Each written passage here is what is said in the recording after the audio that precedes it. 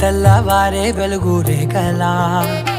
పచ్చ పచ్చ పచ్చి మట్టి బొమ్మలా అల్లి బిల్లి వెన్న పాల నురగలా అచ్చ తెలుగు ఇంటి పూల కొమ్మలా దేవదేవుడే పంపగా ఇలా దేవతే మా ఇంట అడుగే పెట్టెనంట బ్రహ్మ కళ్ళలో కాంతులే మా అమ్మలా మా కోసం మళ్ళీ లాలి పాడేనంట.